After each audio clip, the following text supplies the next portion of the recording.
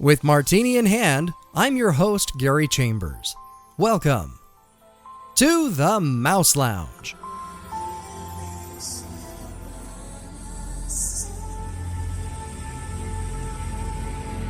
To all who come to this happy place, welcome.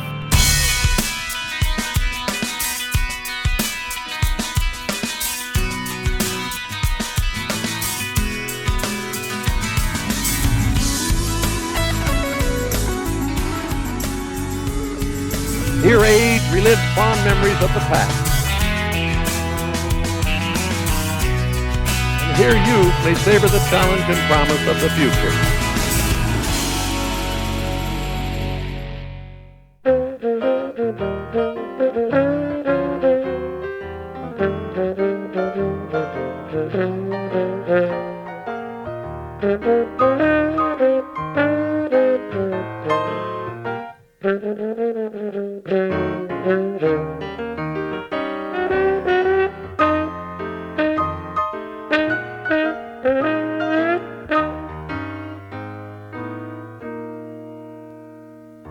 Welcome to another edition of Behind the Mickey Bar, where Liana Kilgore and myself discuss the Disney news of the day, and occasionally we'll dabble into a single topic that is thematic with the rest of the show.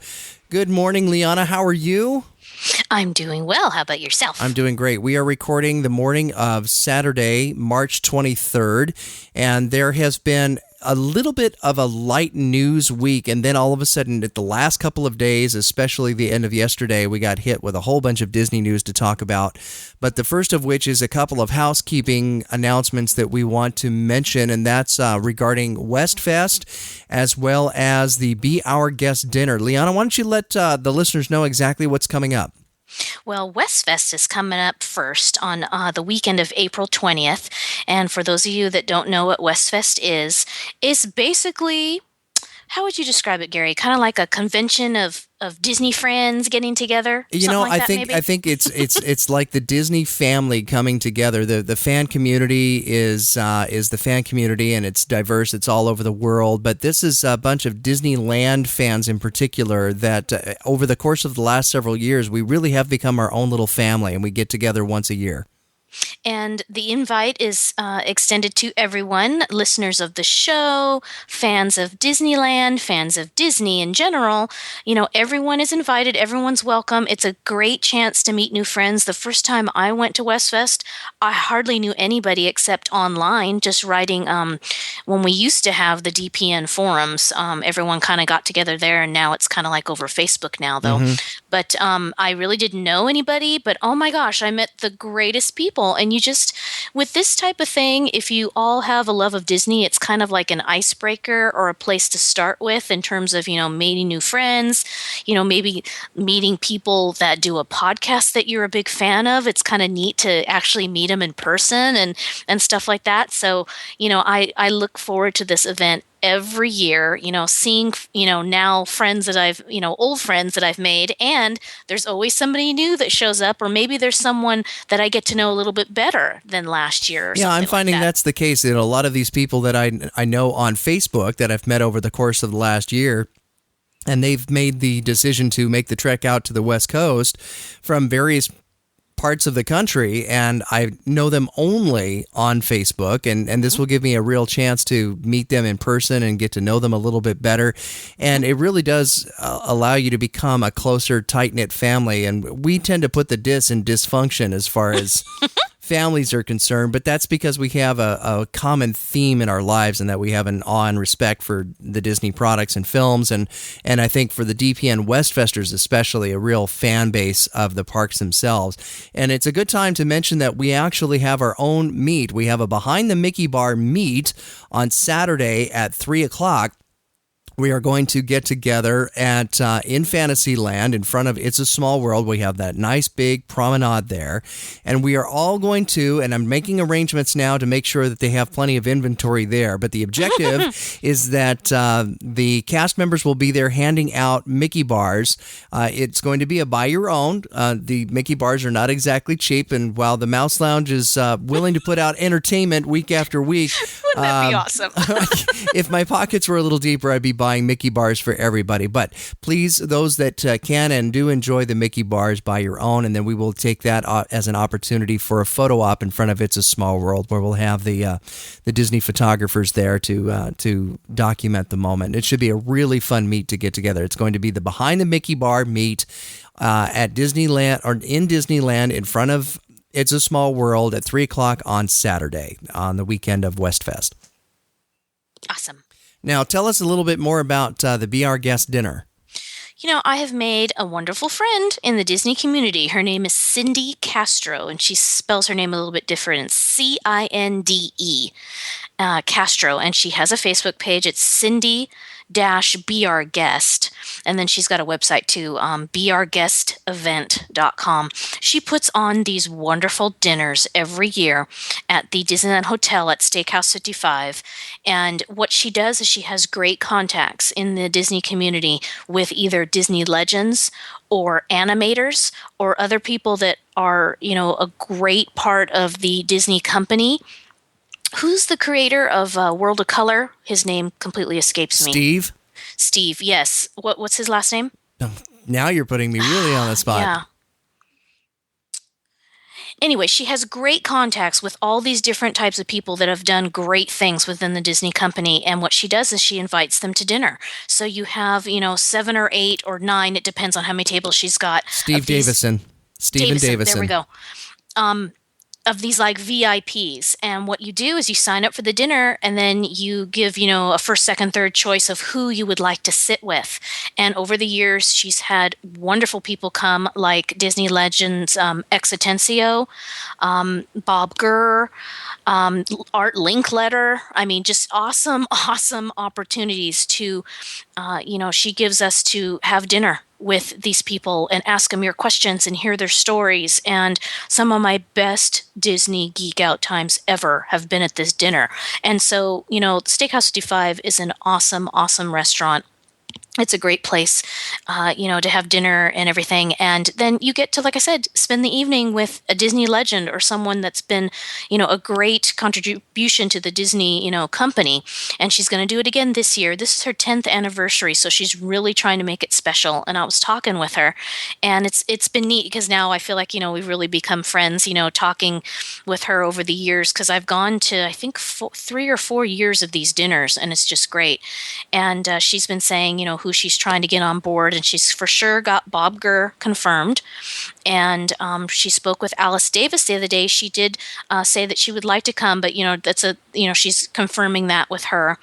And so if you go to the website beourguestevent.com, I think as it gets a little bit closer, and the date of the dinner is July 22nd, I believe that is a Sunday.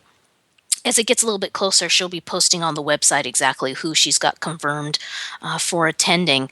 But it's just a great event. And last year I went, and she had a lot of animators, which by name you may not know. It just depends. Some I've noticed that some people, they have kind of a niche. And I noticed that a lot of the people that came to last year's dinner were animators themselves or art students. And it was really neat because maybe these animators aren't well known by name, but you obviously know their work. So it was great. After the dinner, we all went to the little lounge that's just outside the restaurant, and all the animators were drawing little cartoons and little characters on, some of the guys had brought some Lion King posters, and so they were autographing those and making little sketches for us of different characters, and it was great because then you could kind of socialize with everybody. So that's the part I love. Just, getting to meet new people and stuff. So that's coming out July 22nd. You can sign up through her website, or you can email Cindy as well. She's at beourguestevent@yahoo.com. So I'm really looking forward to that. And I told her I would help spread the word because, like I said, this is the 10th anniversary of the dinner. And it's worth mentioning that at this point that a lot of these Disney legends that may be attending the Be Our Guest dinner, they're not getting any younger. Exactly. And in fact, we've lost over the last decade some really substantial names in the Disney pantheon of characters that not populated the screen per se, except in the occasional making of, but rather populated the screen with their creations. Mm-hmm. The names like Ollie Johnston and Ollie Thomas, for example, are now gone, and even Alice Davis, bless her heart, and Existencio. We would love for them to stay around forever, but now is a chance while they're still with us to be able to hear what they have to say about the days of working with Walt. And Alice Davis, for those that don't know, she was the costumer. She would be best known as the costumer for the characters in It's a Small World and for Pirates of the Caribbean, and was the wife of Mark Davis, who was one of the 9 old men. Existencio, you hear his voice in the parks every time you go to not It's a Small World, but rather the Haunted Mansion or Pirates of the Caribbean.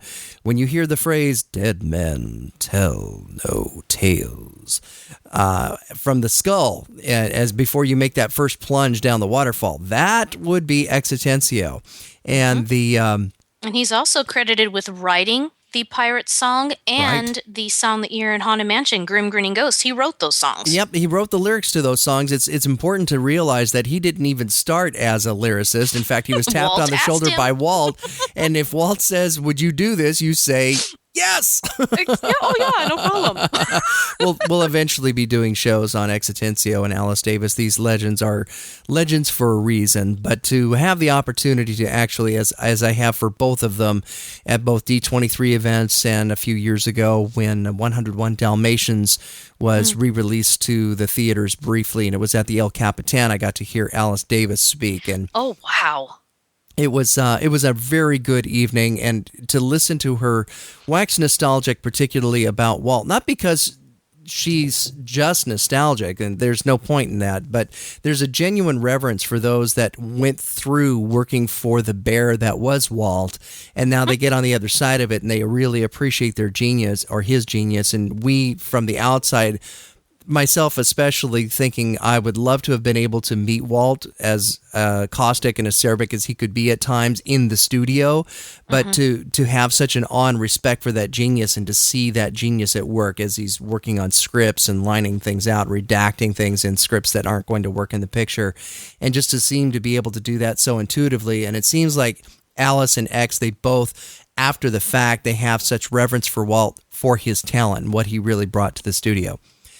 Anyway, I digress. We've got a lot to go over, so let's get started. I'm going to lambaste you. You were talking about the Disney animators that were showing up at the last Be Our Guest dinner, and in fact, our leadoff story is about an animator whose name actually might be recognized by most in the Disney community, and that's animator Glenn Keane, who is leaving the Disney company after 38 years. Now, Glenn Keane is best known as the animator for those that are fans of the films. He was the key animator for Ariel and the Little Mermaid. He animated Beast in Beauty and the Beast, which may be a 20-year-old film, but it is a tour de force of animation, and really when he reached the pinnacle, in my mind, of animation in the 2D realm. But he was also responsible. You think that as animation evolves that you can become stagnant in your ways and it's pencil or bust. Not the case. He was actually the key supervising animator for Rapunzel in Tangled,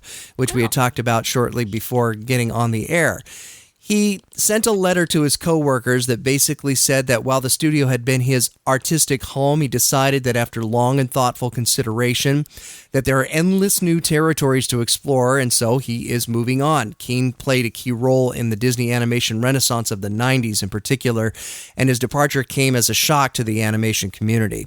It's a quote that came through on The Wire was, "He's such a Disney icon and an inspiration to so many people." And I found a clip of Glenn himself speaking at CalArts a few years ago at the Character Animation Production Show that really in a minute and a half embodies his own philosophy about character animation. Have a listen. Character animation, that's really a unique art form in all of the history of art. This time that we're living, where we really crawl into how characters think and act, it's unique. And wherever you go from this point, all the choices that you're going to have, you don't want to forget your roots, so that it's about character. And you guys have picked an unbelievably great moment to step into the animation field.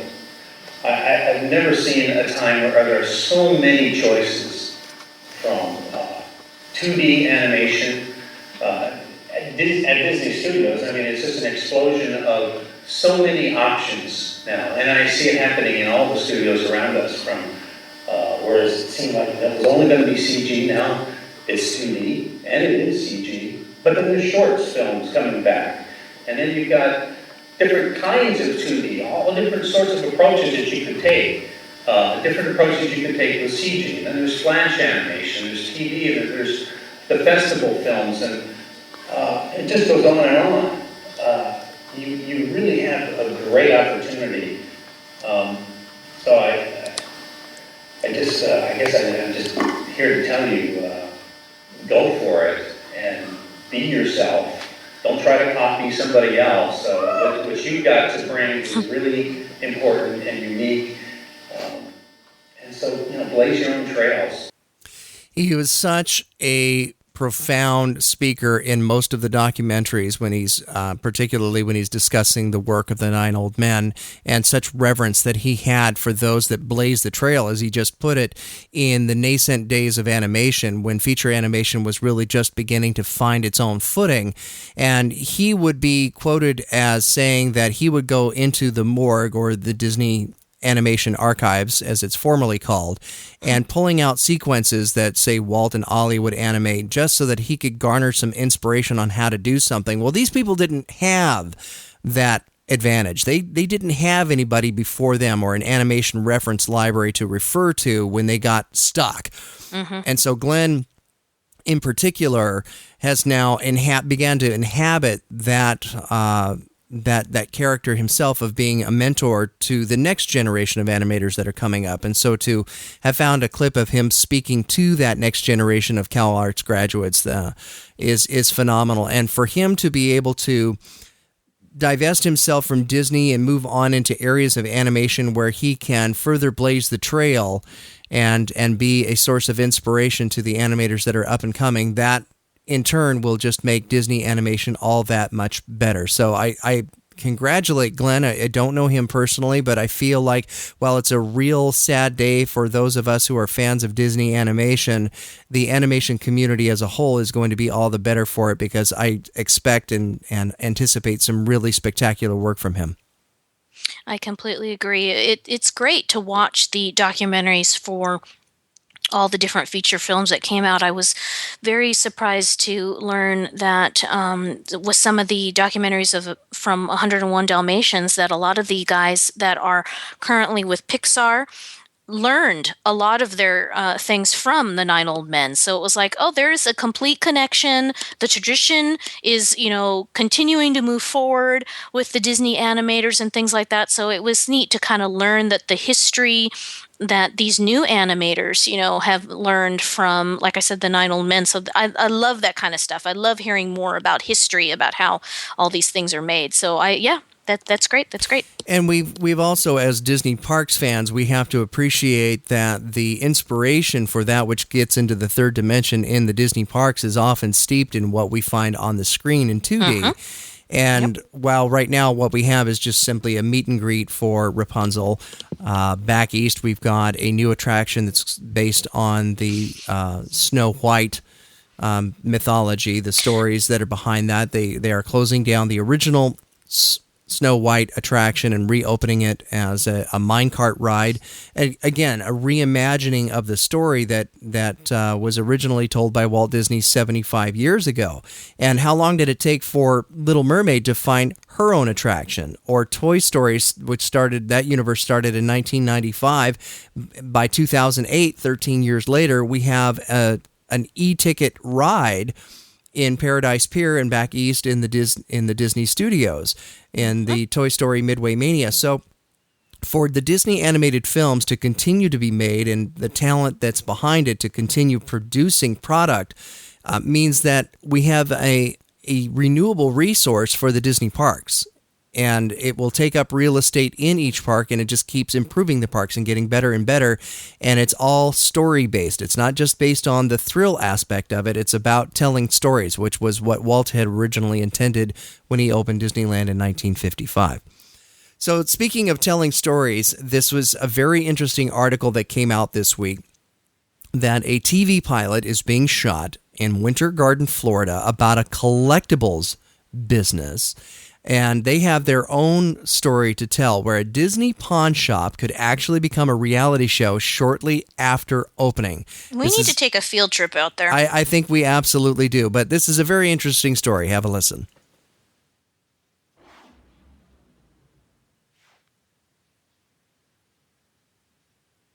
In the 4 months since the world's largest Disney pawn shop here had its grand opening, interest in this place has exploded. The store has more than doubled in size. They've gotten tons more Disney memorabilia. And soon the people who run this place could become the stars of a reality TV show. Right now on Hardcore Pawn. Television viewers apparently love shows about people trading collectibles for cash. My first reaction was like, wow, is this for real? Now, Mark Pianko's Winter Garden business could be featured in its own reality show. After producers with a major Hollywood production company saw a Local 6 report about Theme Park Connection, they contacted Pianko and offered him a contract for a TV show pilot, which began shooting last week. Our stuff touches the heartstrings. Maybe it's this animated mouse that once sat above Disney's Dumbo ride, or this carousel horse from Disneyland. You have broken into our hideout.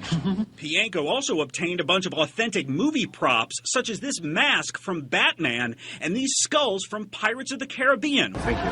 Which decorated Johnny Depp's chair. Well, being named Winnie, you almost can't help but be a poo collector now, can ya?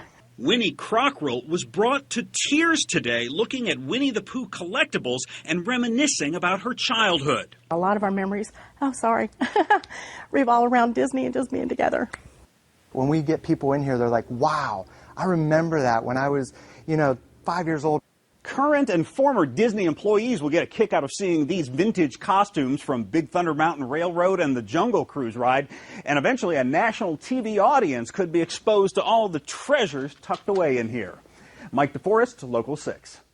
It seems to me that Disneyana is an animal in and of itself. You have the NFFC where the sail and show that's there. And at least we have that. Yeah. And it gives me small consolation because listening to that segment, I'm like, Florida? It's in Florida? Right. I want to go. Well, okay, now that taps into, we got to take this little tangent here, that taps into, okay, what is it that drives Disney Parks fans or the fans of Disney films to go out and spend their hard-earned money on the merchandise? What is it that's so appealing about that they would actually consider a major Hollywood studio, television studio, would bring a production company out to Florida to film in a pawn shop that deals with just Disney merchandise, otherwise known as Disneyana? Why is that? It's just such a great thing. I mean, when you love Disney, you do tend to, gravitate towards one thing. Like some people are Tinkerbell fans or some people are just Minnie Mouse fans. Now, me, I'm Haunted Mansion fan.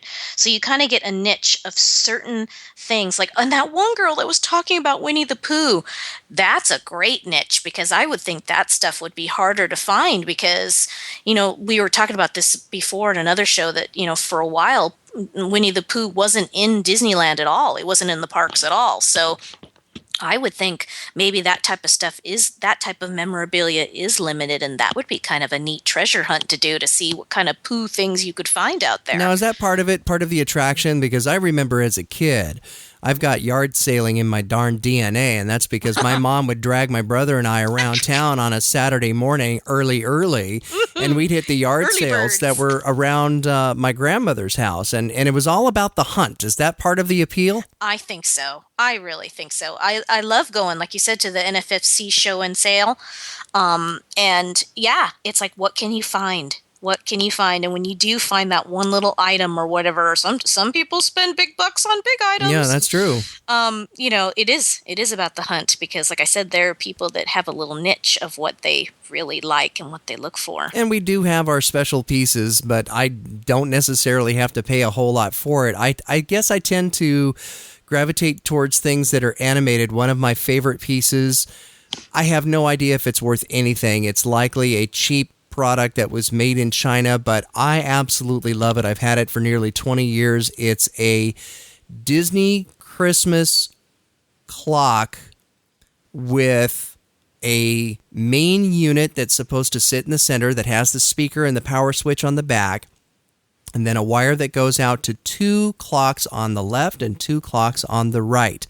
And the clocks are populated with Disney characters, like one is Pluto, one is Donald with Huey, Dewey, and Louie, and the pendulums swing on the clocks.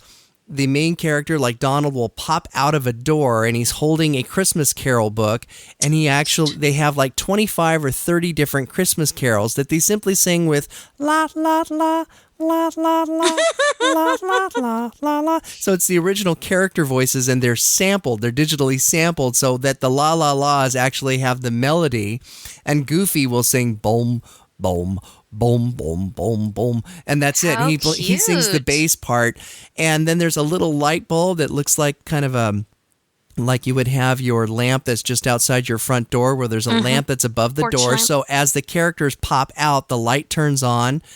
It's the cutest thing ever. I should post a video of this thing. You should. Please do. It's incredible. And I've hung on to it, and I've put it out virtually every year at Christmas time, and I can't imagine ever giving it up. And I guess it's that level of giddiness when you do find something that you really like, that really is what drives Disneyana fans. They are searching for that one thing that really gives them that emotional feeling of well-being. Is that part of it as well? Yeah, I did stumble across a little antique mall a couple months ago, and they did have some Disney memorabilia. And what I love, too, is seeing actual things that I had when I was a kid. I found they had for sale the Mickey Mouse record player.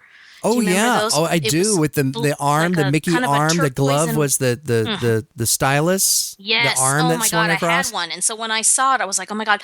And I don't remember it being that much. I think they were selling it for maybe $40. And I was like, that could be doable. I mean, if I really wanted to get that, I could. So you can find treasures out there. If it's all about the hunt. Moving on. Because we could create a conversation on this all by itself, and we should. Wow. At some point. We got to get into the Disney parks, and there was a brief mention that Bob Iger had made during the shareholder meeting in Kansas City, Missouri, recently. That there was rumor in the Disney community that the Avatar land in the Disney Animal Kingdom may not happen. And I believe that was refuted successfully by Bob when he said that it will open sometime in 2015. And the quote is, Disney has released a few details about the roughly $500 million project since it was announced 6 months ago, but that it is supposed to be the first of several lands themed to the James Cameron-directed film that will be built at the Disney theme parks around the world. I still think that that's a go. I still think it's a good fit. We talked about that briefly before. It's just you got to sit down and wait and see, because the Imagineers, they really have their work cut out for them. And Cameron is hard at work now on the sequels, so it would make sense that as these sequels start to come to fruition, and they will take several years to make, that they would launch the films and the lands simultaneously to capitalize on each other. And I think that's a real success in the making, but give the Imagineers time to do what they do well, right? I don't know. I'm really taking a wait-and-see approach on this. I mean, I liked Avatar. I liked the movie, but I just feel like Disney has so many other characters that are Disney that they could pursue and, do something with that. I feel like, wow, you're going completely out of the Disney. I don't know. We'll see. I mean, I'm sure it's going to be awesome and amazing, but I just felt like, why do you need to go outside? I hear what you're saying, but there was the same sentiment when DCA opened in 2001, and Pixar seemed to be the bastard stepchildren of Walt's imagination. It was a separate entity, and there was a lot of Disney fans at the time that were resenting that these foreign characters would be brought into a Disney park. And now, quite frankly, I can't imagine the Disney parks without the Pixar characters. Can you?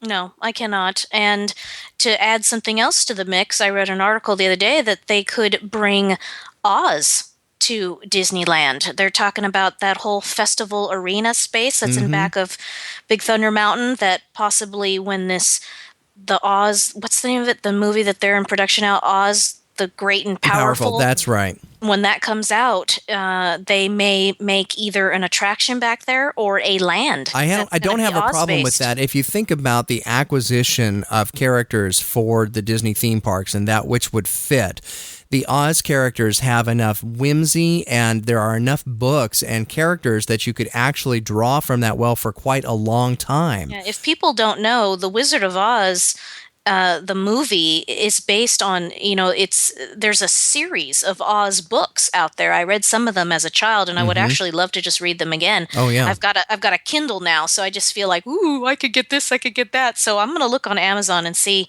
I know some of the classic books are free on Kindle, so maybe Wizard of Oz will be one of them. But there's a whole series of books and characters that people don't even know that Disney very well could tap into and introduce. I think it's important that those that have not read the books in a long time or have never read them, especially the kids that listen to the show, the L. Frank Baum books, which is indeed a series from the turn of the century, the turn of the last century, these stories do not suffer the ravages of time. They will carry their own weight today without any problem, because it's steeped in such a deep well of imagination that you are transported to worlds that are beyond anything that you could possibly imagine.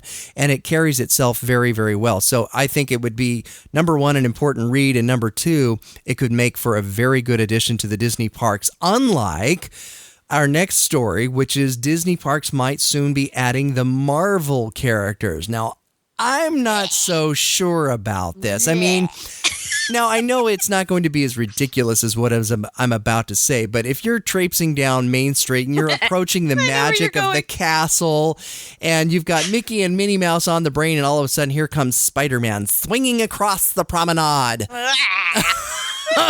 Just... wait a minute. Now, I've seen some Marvel products merchandise over at DCA, and I'm like, really? I'm just not a fan at all. I'm sorry. Well, I mean, the whole comic book genre is just something I'm not into at all. Okay, now let me speak for that fan base, because when I was in my early 20s, I was totally into the comic books. I was particularly into the drawing. I was really drawn into the art, and I'm not an artist myself, but I have a great appreciation for specific stylized drawings. And Arthur Adams, who was in the early 80s, was a very meticulous draftsman, in that the detail that he put into his characters was just beyond anything I'd ever seen. And there are always reboots of these comic books, and one of the reboots was with Spider-Man, and it was drawn by Todd McFarlane. And again, a great deal of attention to detail really drew me into these books. And I ended up collecting, I collected the New Mutants, the Uncanny X-Men, X-Factor. I was into the Transformers, and point of fact, I have the entire run buried around here somewhere of the Transformers comic books.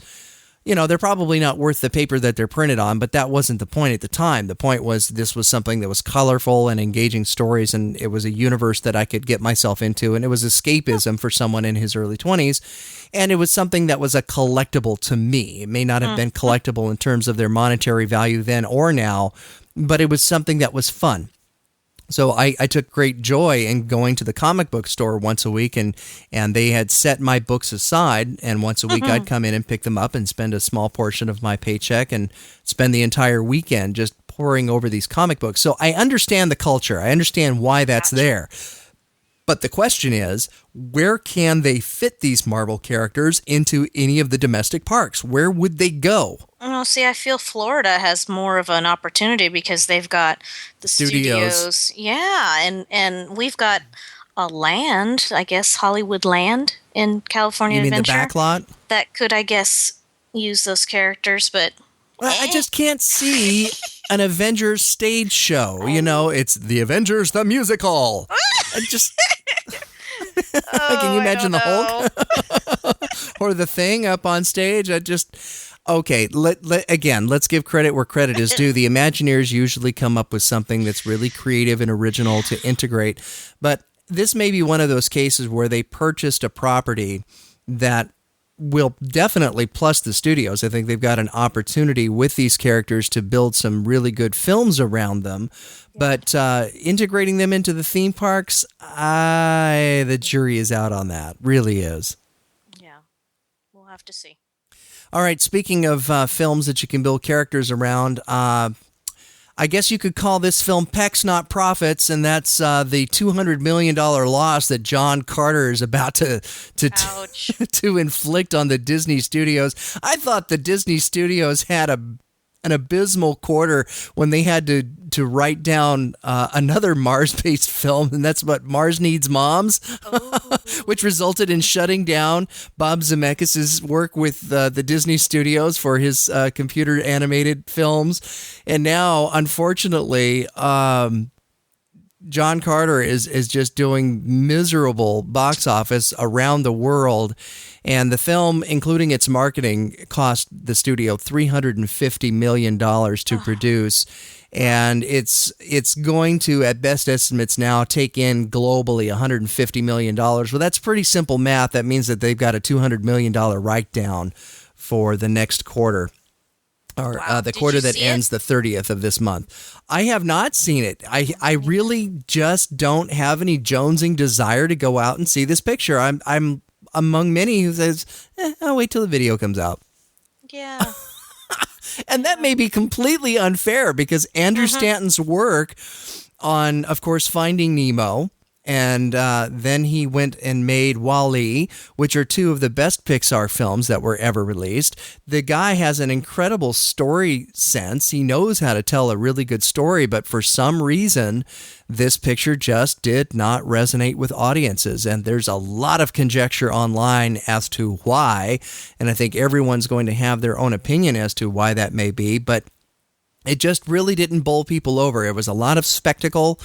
And a lot of the spectacle seems derivative of other films in similar genres. There was a lot of talking smack about how the landscapes looked like it was cribbed directly from Attack of the Clones, the second of the Star Wars prequels, that the characters themselves were very flat, and that the money that was spent on the picture just didn't seem to make it up onto the screen in terms of a compelling story. And really, ultimately, that's what it boils down to, is that regardless of the budget, and I think that tentpole films, as they are so called, the tentpole films are films that are the big blockbusters or planned blockbusters, particularly in the summer film, that hold up the studio for perhaps the films that don't have the big budget or are not expected to do as well. Those are referred to as tentpole films. And John Carter was definitely the first of the tentpole films in 2012. And unfortunately, that pole just collapsed underneath the weight of the tent. It's looking like it. So the question then becomes, as we've discussed before, is the validity of the tentpole films. Should they be putting out less product and put less money into it so that they can ensure profitability? Or is this just one of those brief moments in time where it just didn't work? You roll the dice and you throw it into play and see what happens. And you're going to occasionally have a box office disaster like that. And just you need to take the film on the merits that it does have, and then not so much worry about the money. There's another film in the pipeline, like The Avengers, that's coming out, or Pixar's Brave, which is also coming out, that will make up for the loss and go ahead and continue working on these tentpole films. That's just the nature of the business. Is that your take on the thing? It's just the nature of the business. Keep doing what you're doing, or do they really need to dial back these budgets? I just think I agree. I think that they need to dial back the budget. I mean, that's really ridiculous. I can't even fathom how much, why that would cost that much money. I mean, it's just, I mean, complete, what's the word I want to say? Complete, not diversion, complete, I'm getting tongue-tied. When you were talking about these big, huge blockbuster movies, you know what I was thinking in my mind?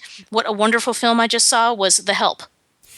Was that a big, huge blockbuster movie? No, but the story was what really, captivated audiences and made it such a hit. So, I mean, you don't need to have a big, huge blockbuster. You might want to tone it down a little bit. So I agree with the dialing down. I tend to agree with you as well. There's a place for spectacular films in terms of their visuals, but we need to go back to 2005. one of the better films of that year, particularly for fans of the science fiction genre, was the film Serenity, which was based on, as the Browncoats know it, the very much failed television series Firefly. But Firefly went on in terms of home videos to maintaining the number one or in the top 10 spot literally for years on Amazon.com because it had such a loyal following, even though just a handful of episodes were actually made. But in 2005, Joss Whedon, as kind of a make-good for the fans of the universe, the Firefly universe, released Serenity. And what made that film particularly telling, especially if you watch the making of on the Blu-ray, is how inexpensively they were able to make these spectacular CG sequences. And they are very photorealistic. They have a very unique quality to them. They're incredibly believable, but they were made for a fraction of what it cost for the likes of a picture like John Carter. So I think a new economy can be found that perhaps Serenity paved the way for, or was a proof of concept for, that you can get these spectacular images on the screen, but because the technology is evolving so quickly and our rendering capacity and speed is exponentially getting that much faster, that perhaps we can make these pictures without such the price tag associated with it. And I can only hope that that's the case because there is room for them. I watched last weekend The Adventures of Tintin, which was a wonderful film. I thought it was fantastic. I'm glad it did reasonably well. Just the main character wasn't one that Americans know readily. That's much more in line with the Europeans. Tintin is ubiquitous. Every European kid knows Tintin. Americans not so much. But Spielberg sails in using very much the same film techniques that James Cameron pioneered in Avatar, using this virtual camera to shoot his film, and then the CG department comes in at Industrial Light and Magic and literally does create magic by creating this whole world in CG based upon the live action performances. And this is a very expensive, to this day, here we are 4 or 5 years later after Cameron shot Avatar, a very relevant means with which to shoot a film. It's just still very expensive, but because it's getting less expensive every year, we can increase or at least maintain the level of spectacle, but hopefully get the price down. And hopefully we've now reached that turning point. It's a great term, maintain the level of spectacle. Thank you. Yeah. You may quote me. Speaking of spectacle, these segues are coming pretty well this edition. I'm very happy with this. Speaking of spectacle, the spectacular Epic Mickey, which I thought was a decent game. It had decent gameplay and some wonderful imagery, don't you think? I got it for Christmas last year. My mommy bought it for me. I'm not a gamer at all. I'm not either. My game experience is, from the early 80s, pole position, Frogger, that type Dragon's thing. Lair. Yeah. Yeah, I got pretty good at Dragon's Lair, and I was very proud about that. Anyway, so yeah, that's my experience. You're So throwing down the gauntlet. Is that what you're saying? We have to find a Blu-ray edition of Dragon's Lair and go head to head. Yes, I did receive the game last year for Christmas, and I played it a little bit. My mom was kind of disappointed that I didn't keep playing it because I didn't get frustrated, but I got. Maybe intimidated is the word, because like I said, I'm not a big gamer, and I was like, there was one level, I think it might have been the Jack and the Beanstalk level, where I was like, I can't get out. Oh, no, it was the castle, and I think that's the very first level where Mickey's in the castle, and we could not figure how to get out of there, and finally we figured out how to get out of there. So there are easier levels and harder levels, and each level is, I would love to just watch someone play. Yeah. Because it's more of a cartoon in and of itself, that every level is a whole theme. And, like I said, I was a little frustrated, I was a little intimidated on how to actually play the game, but reading that article, when you sent it to me, I was like, okay, I need to start playing it again, because I do see on Facebook people that reach other levels, and is there a Haunted Mansion level? I think there is. I have absolutely no clue. Here's here's haven't reached how it yet. this happened in my house. I was so jonesing to buy this game, and I thought this is going to be the first video game that I've gotten since, say, Pitfall Harry. Those of you that are my age, you'll actually remember Activision's Pitfall Harry. I'd love some comments on that. Jeez. And what it turned out to be was a button mashing game that there's my limited gaming vocabulary. It's a button masher, and it really is. There's not a whole lot of interactive things to do. It's a first person run around, accomplish this, grab this power up, do this, do that. And the world itself is compelling enough, but the thing that struck me about it was the soundtrack seemed to be really lacking, and I was anxious to hear the characters talk and interact, and a lot more storytelling in the thing, and I didn't really get that. And Warren Spector, who was the spearhead for the original, seemed to really catch on that is what was lacking in the first game, and evidently is in the process of designing kind of a make good, and had this interview with the Associated Press when they announced the impending release of the second Epic Mickey.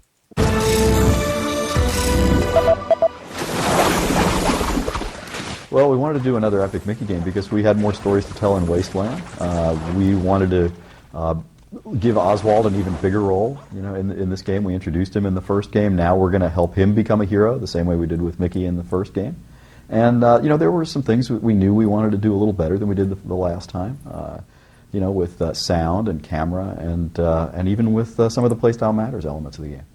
I'm such a geek about musicals. I mean, I love the co-op and I love the next-gen stuff, but for me, when a character breaks into song, which they do on a regular basis in this game, it's magic. I mean, if you're trying to pay tribute to Disney's history, you have to have song. I mean, if you think about Snow White and the Seven Dwarfs or Fantasia, it's drop in, drop out co-op. You can sit down at any time with a friend who's playing the game as Mickey, and you can take control of Oswald. But if you're actually playing in single player, Oswald's going to be there every second of the game. He's not just a multiplayer character. He's there for the single player story experience as well. Well, the biggest change people are going to see is they're going to see it in glorious high definition on next-gen platforms. The first game was a Wii exclusive. Now we're taking it everywhere. We're going to PlayStation 3, Xbox 360, as well as Wii. And so people who didn't get a chance to experience Oswald, Mickey, and Wasteland the first time can now see what it was all about. And the original game, even though it was in the lower resolution, in fact, my Wii is set up on a CRT display in my garage. Typically, I use my Wii just to stream Netflix while I'm on the treadmill. And occasionally I'll pull out a game and just as a diversion. But the one thing that always struck me when I bought my Wii a couple of years ago, and I didn't know it going into it, I just knew that there were games that were exclusive to the platform that I wanted to at least try, was that they were designed such so that they didn't lose a whole lot if they were not played in high definition. This game in particular seemed to really lose something not being played in the 1080p format. And so for them to be releasing this to the multi-platforms, and by that he means what Warren is saying is that it'll be released on the Xbox 360 and perhaps even the Xbox 360's successor, which is scheduled to come out, there's rumor anyway, in 2013. It'll be released on the PlayStation 3 as well as the Wii. So these higher resolution platforms. And I think that the visuals of this very imaginative world would play very well in the high definition environment. Well, he made a comment that makes me want to buy that game. Simply, characters that break out into song, a video game that I can play where characters break out into song, I want it. Yeah.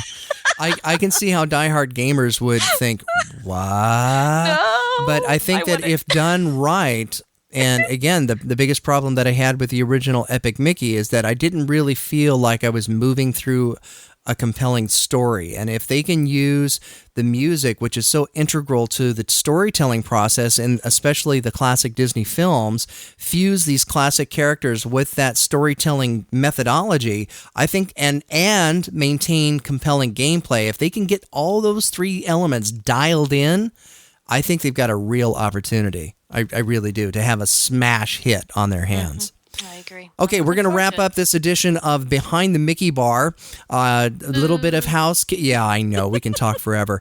A little bit of housekeeping. We have opened up a new inbox. We do receive lots of comments on the Mouse Lounge, which is sent to mouselounge@gmail.com, as well as Facebook and Twitter. Please keep those coming. But because this segment has become so popular on the Mouse Lounge, I have set up a new email address specifically for Behind the Mickey Bar. If there is something that you would like us to discuss, or if you have a question, whether it's pertaining to the Disney parks, the Disney films, or the Disney news, or if we do a special segment that you would like to make a comment on, please send an email to behindthemickeybar@gmail.com. That's behindthemickeybar@gmail.com. And in the meantime, we will see you up on Facebook, and please follow us on Twitter. Also, we have the Mouse Lounge has a Pinterest page, so take a look at articles that are posted up there. Pretty much any means of social media that's out there, we're there. And Liana, as always, thank you. It's always a privilege to be able to sit down once a week and chat with you about Disney news. We have an awful lot of fun, and I hope the listeners have just as much fun listening to us bandy about. Yes, thank you everyone for listening.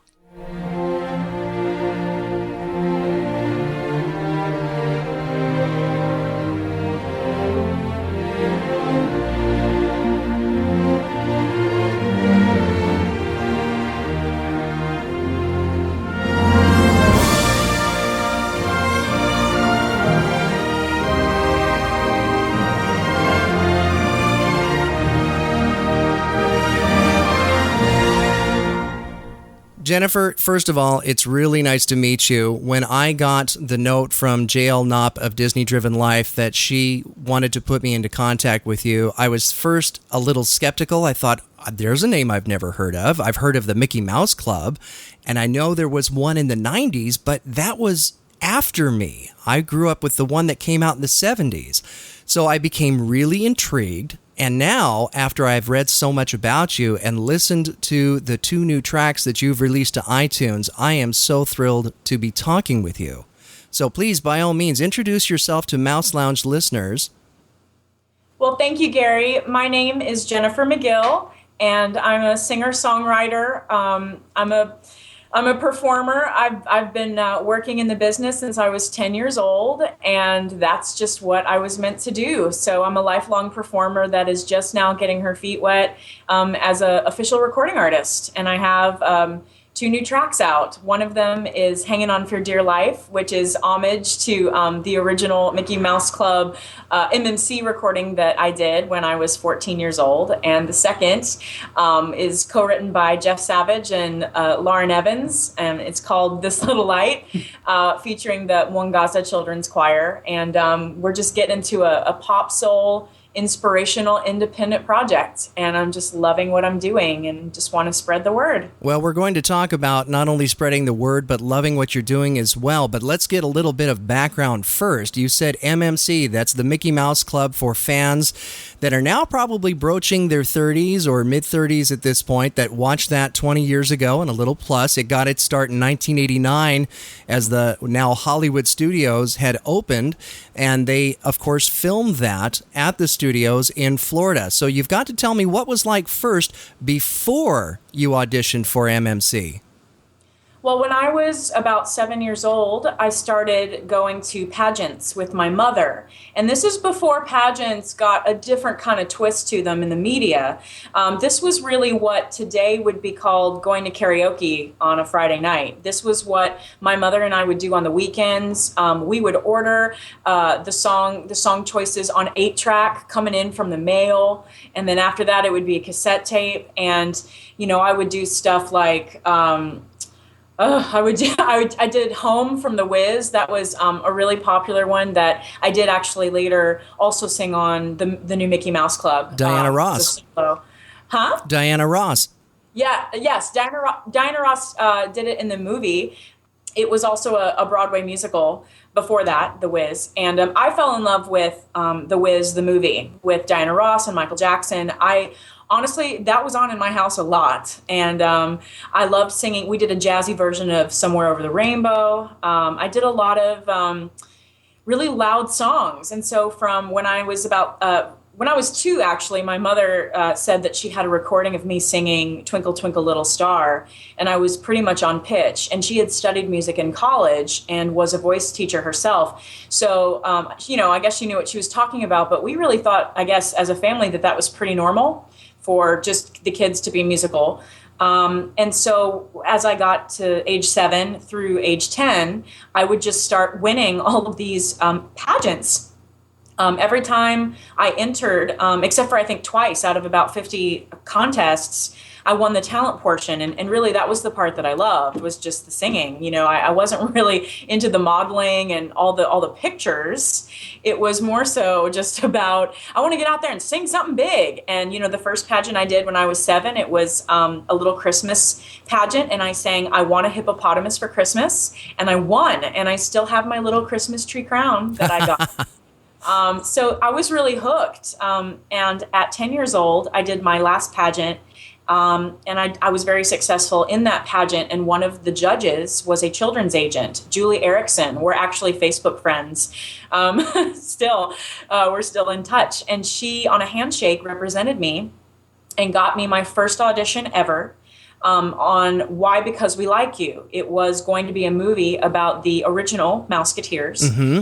And I auditioned in Dallas for Matt Casella, who is responsible for casting all of the Mouseketeers in the new Mickey Mouse Club.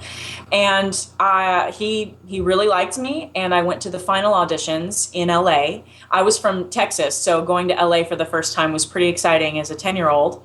And I was going to play maybe Darlene or Doreen. That was sort of who they were looking at for me. And then the writer's strike happened. And so I immediately went to the final auditions for the new Mickey Mouse Club series. And I met people like Lindsay, Allie, and Dee Dee Magno, and I got into the show. So it was really not normal to be so competitively mature at such a young age in the pageants, having such a good time with my mother. And then my first auditions, I got the job. So I just started being a professional when I was 10 years old. And the rest is history as far as my career. I started it then, and I went to school for performance and vocal performance, musical theater. And I've just been singing and songwriting and performing since then. Hi, gang. We're rehearsing Prescott Press, but I wanted to take a minute and answer this letter from Leah Zare Strickland of St. Helena Island, South Carolina. Leah writes, what was it like when you first got accepted into the club?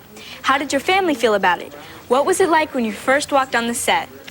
Well, Leah, when I first got chosen, I was really, really excited. See, I auditioned when I was 11, and I was in my room playing with my friend when my mom got the call that I got the job. And she told me, and I was so happy. I got up, and I hugged her, and we were all screaming, and I called the rest of my family. They were all really excited for me. And when I first walked on the set, I felt like it was home.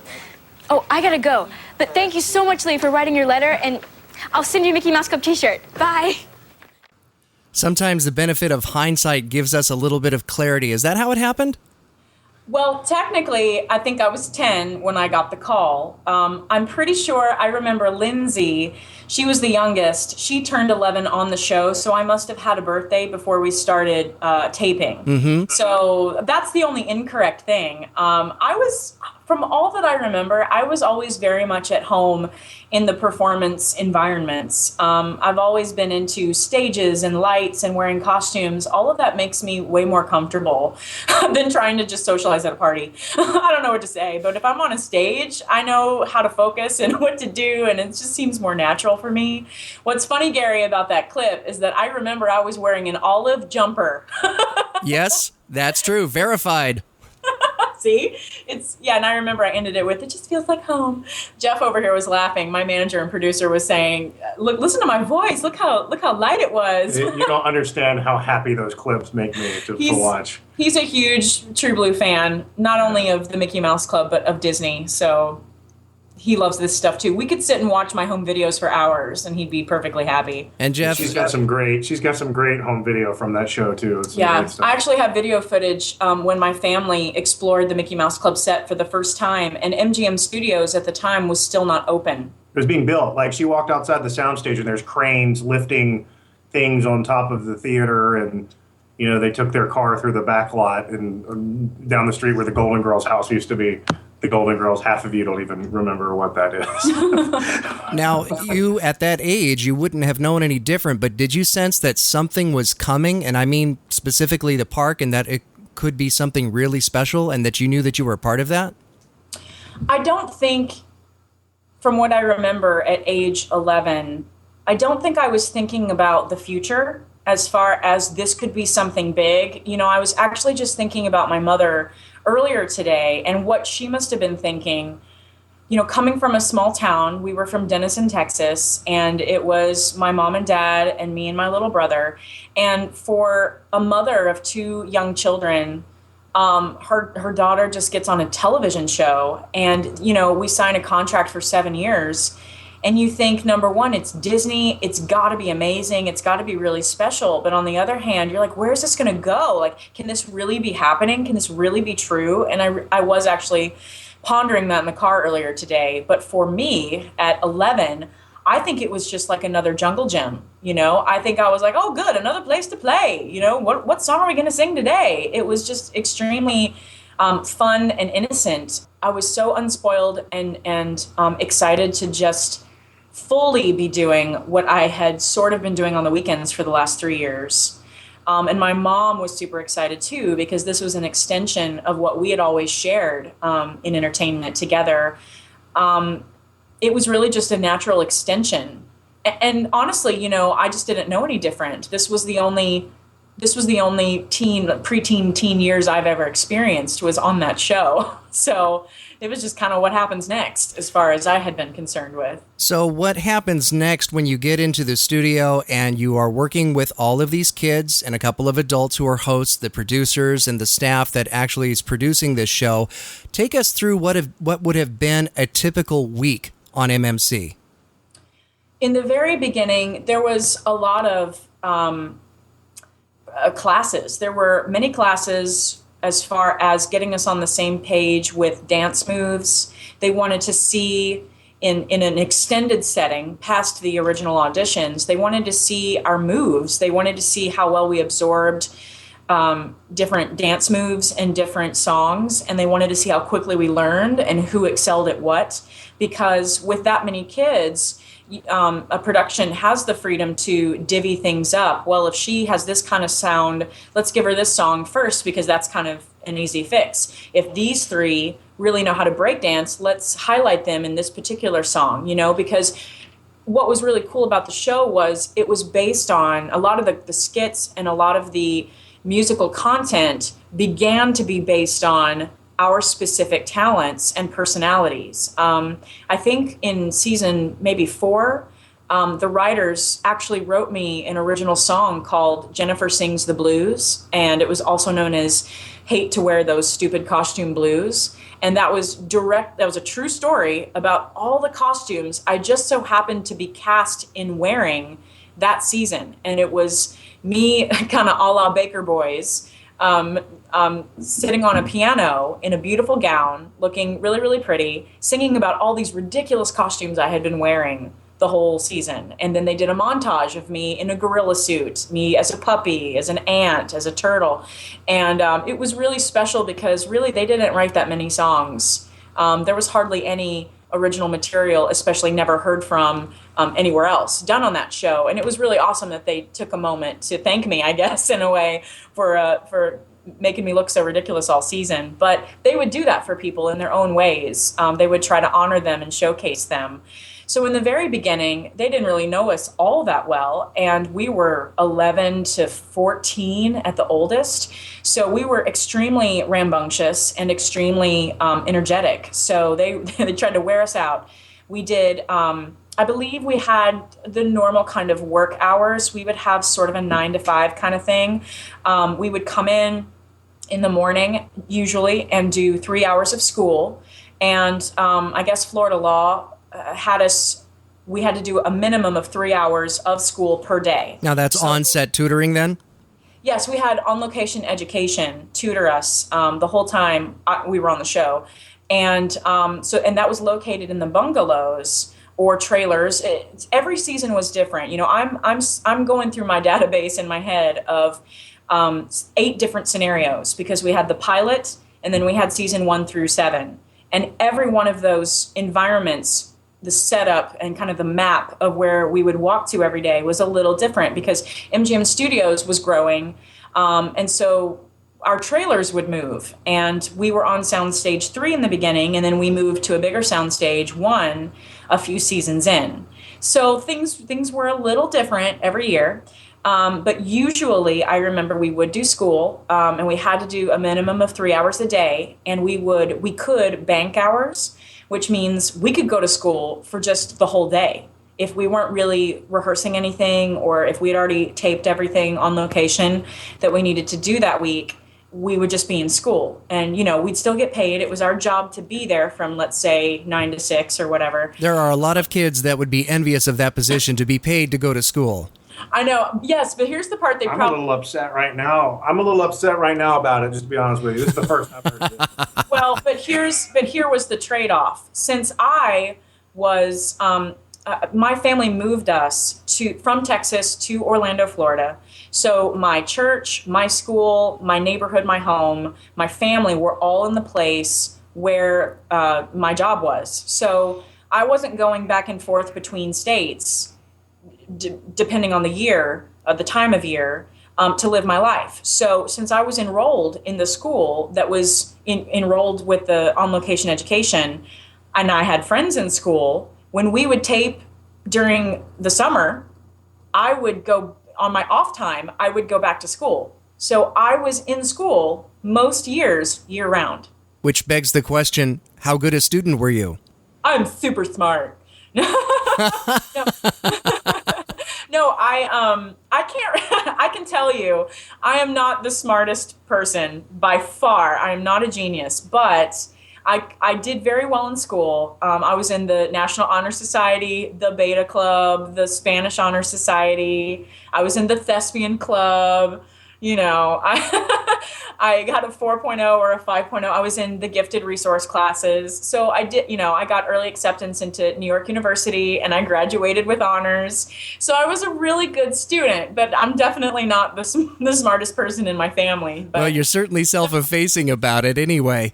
We're going to tap that database one more time. I want you to listen to this little clip, again from MMC, and I'm going to ask you a question about it, and this will run for about 30 or 40 seconds. Have a listen. Here's a special home shopping party peek at a great little shop.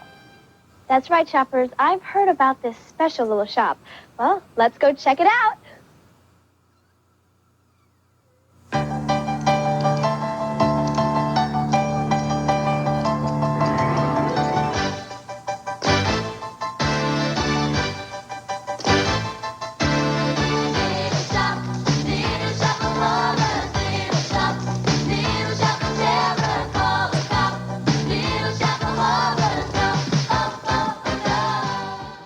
Okay, so this is a fabulously, lavishly produced number. First of all, that's Howard Ashman, who wrote Little Shop of Horrors. Also went on to write Beauty and the Beast and The Little Mermaid. So this is a A-list musical and very difficult to pull off. And when I'm looking at this choreography and the costumes and the music, they took the time and they spent the money. What did it take to put together a musical production like this for television? Well, when they draw up the schedule and they've cast who they want in the number, my guess is, now having lived through all the seasons, I can say this was very early on. This was probably season 3, and they knew that Kevin and Chase and Tiffany were really good tappers, and I had tapped a little bit for them in the past, and they were still doing more of a musical theater pop blend.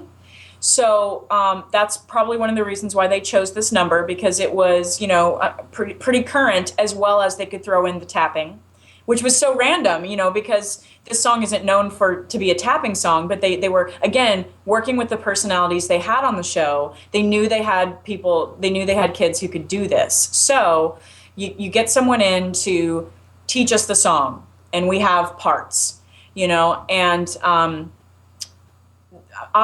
now it wasn't shown in the clip, But if you go to the end of the song, the little girl in the background going, little shine, that's me. No. And I had so much fun on that vocal. I remember because I really hadn't discovered, the soulful part of my voice to any kind of large extent. I was just getting into it. I knew I liked that kind of music, and I was so excited that they let me do it because I knew that song really well. And I'd be like, you guys, who's going to do that part at the end? And they're like, well, you can do it. And I was like, okay.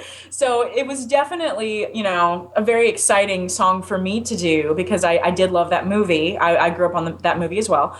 And once they taught us our song parts and we rehearsed them, we would go to the recording studio. And like I said, I wiggled my way into doing the end of the song. And it's really faint in the background, but I was so proud of that.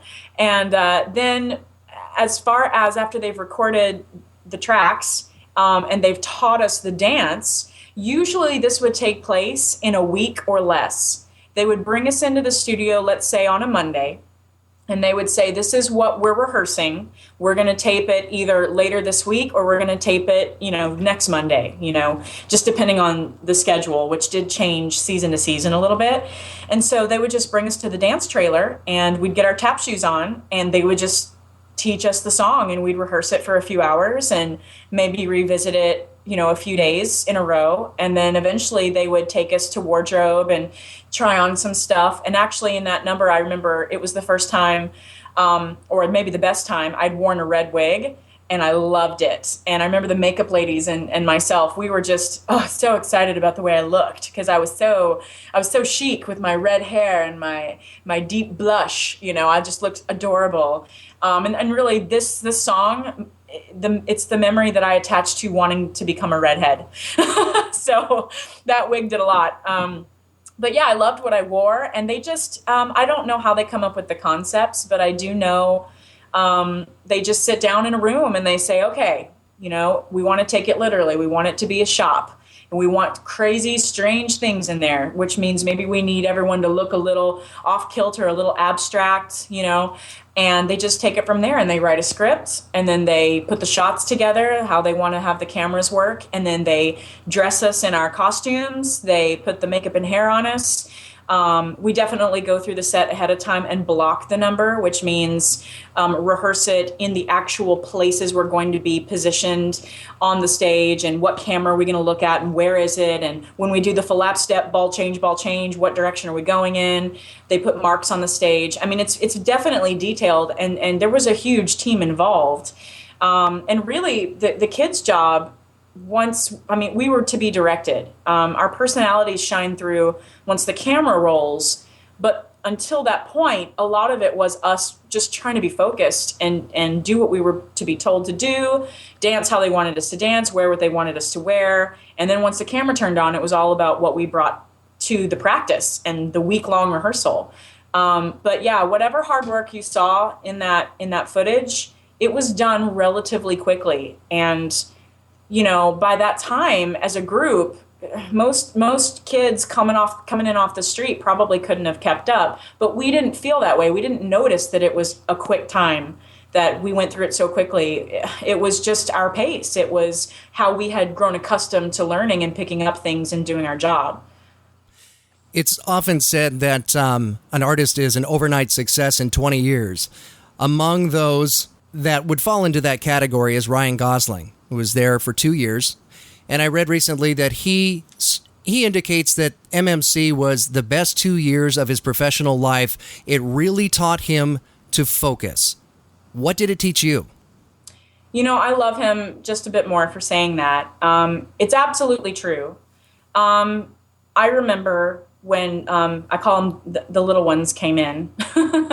And, Ryan in particular, he was called to help a few others out, to be focused. And he was called out as an example to be, because he was so focused and on his game at a time when they really needed him to do that. So, and I remember that. I remember how well he did at such a young age and so new to the program. So I'm glad he remembers that, because it's true. I was there. I saw it happen. And for me, I I like to believe that the Mickey Mouse Club, the way that I had to focus and I had to absorb so much professional integrity, as well as give the camera my own childlike personality, I think I learned to see things through many different perspectives, because you've got to be creative, yet you have to be organized, in my opinion. I wouldn't have been able to do what I did on that show if I didn't stay organized, if I knew where my papers were, if I knew where my cassette tapes were, what were my words here. I made all sorts of little marks on my songs. There was a lot that we were responsible for, even though there were people around us to give us our mic packs and show us where our wardrobe was. We did not use cue cards on that show. There was never a season where we had cue cards. We would have page after page after page of script changes the day of, and maybe even right there on the set. And we would just rememorize what we needed to say. So honestly, I know it's not a very deep creative answer, but my organizational skills and, keeping track of 50 different things at once, I still find comfort in that. And my manager would attest to how I try to make him be as organized and on top of things as I feel like I've been and been called to do my entire life. There is one thing, interesting enough. I feel like I was called to a higher standard of not just excellence, but I saw so many diverse kids on that show with so many different kinds of talents. I really learned that a talented individual is not just one kind of talent or doesn't just look like one kind of person. There are people on that show that blow me away with however they are, like not just the way they sing, but who they are as a person. And it can be said that it's the total package. It's the fingerprint, and each Mouseketeer had a different one. And you could try to bring in another blonde or another brunette, that maybe it was originally meant to replace one Mouseketeer, but that new person was always so different and special. And I think that I just learned to look on the bright side a lot more, to see people for what they can bring to the table. And I remember I was driving with my mom back when I was probably 12 or 13. And I was just kind of thinking like you do. And I said, "Mom, was I always Disney-fied?" And she knew it was an honest question. And she said, "Yes, I think you always were." And it just made me really happy. And I think I was just kind of thinking about like, how positive my outlook usually is, and as a grown-up, there have been times where that's kind of all, my faith and my positive outlook was all I had to go on, and I'm really thankful that this show grew me into that kind of a person, because I started when I was 10 and it was my whole childhood, and it definitely affected my personality and my standard for performance and excellence. How were you different starting in at season 1 and how you exited the show? How did it change you? I remember when I first started the new Mickey Mouse Club, people in retrospect described me as uninhibited. And I was extremely exuberant in my energy when it came to the comedy skits. Honestly, I would just be a total freakazoid. I was just all over the place on stage. If I was supposed to be kind of a crazy character, I just went for it. And they loved me for that, and they cast me accordingly. But something happened, when you're in such a small school, you have just your 13 schoolmates, and you're not all the same age, and you're not all from the same place, all that wonderful diversity. There comes the time where you're either cool or you're not. And I was definitely not cool, and I think there just came a time around when I was 13 or 14 that I just started looking at myself in a different way, as a lot of people all over the world do around that age. You get more inhibited. If you're not careful, and if you let yourself go there, you start examining yourself, comparing yourself to these other girls, to all the cool guys. Who are they into? Who do they like? It just, the social aspect really took a toll on me, and I started to not be so overzealous and exuberant in my performance on the show. And it's possible that fans wouldn't have noticed. I don't know how it looks on the outside, but I watched shows from when I was 14 to 17, and I just wasn't really smiling with my whole face anymore, because I was really trying to be more aloof and cool. There was just all these people around me seemed to be so much cooler and more like chill. I don't know how to explain it. Like, the people we were listening to, Tony Luca claims, and I'm sure he's correct, that he introduced the new Mickey Mouse Club cast to acts like Brian McKnight. And from there was Boyz II Men and TLC and Tony Braxton and Sade. Like, these were all the people that we were listening to, and they were all super cool. And I just didn't look like those artists, and I didn't dress like those artists. And I was just so much louder and taller and bigger, I feel like, in every possible way of my personality, than what was going on around me that was so quote unquote chill. And I tried to chill, and it wasn't working, Long story short, I tried to be something that I wasn't. The energy that I live off of now, and the way that I express myself, is more in line with how I was when I was 12 or 13 than when I was a full-blown teenager, because I don't try, to maybe dim my light anymore. There's an abject lesson to be taken from that, in so much there's a lot of kids that attempt, and I think it's something we all go through at that age, to be something that we're not in order to fit in. Is that really what it comes down to? You were just simply trying to fit into what you thought was the ideal teenager? That's exactly right. My perspective was just my perspective. Those kids were great and they were cool regardless of how I saw them. You know what I mean? Like, in general, we were all nice people, nice kids. But the way that I saw them, I had the way they were, or the way they looked, or how they interacted, up on a pedestal, to the point where I could never be as good as them, and I could never compare. And I felt like if I talked with a bigger vocabulary, if I dressed a certain way, if I was, really liked by the adults, I just wasn't cool. I just tried to fit myself into what I thought they were kind of naturally doing.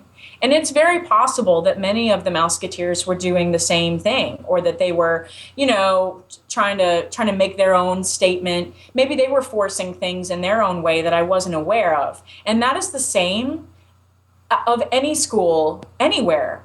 It was no different. It was just, that was my world, where I didn't feel good enough. And it came out in my performance, which, when I look back on it, I get angry at myself, because the one thing that I always loved the most was performing and doing those skits and being super good at what I did. And I just feel like, personally, as far as my personal best goes, there were a few years where I held back, because I can just see it on my face. Like, I can see moments when I'd be in a song and I'm like, what is my face doing? I look so uninterested in what I'm doing, and it just makes me mad. But it was my own fault, But what I'm saying is that no matter if I was on this hit television show and I was working with all these great people and I had all these solos and I was doing a great job and I was getting paid and I had my family and my church and school, anyone, no matter how equipped they are growing up, can simply compare themselves to someone else and it can destroy them. And one of my biggest wishes for the generations to come is to act differently than I did. Thankfully I'm out of it. I realize it and I talk about it.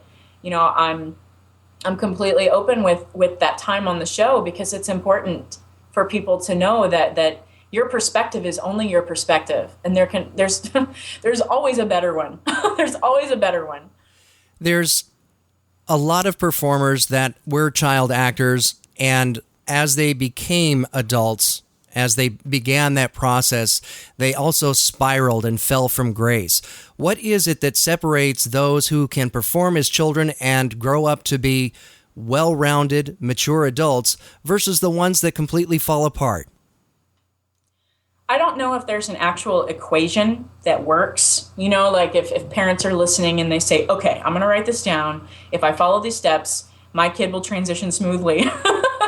I think that, I grew up with a really supportive mother. My family was into what I was doing.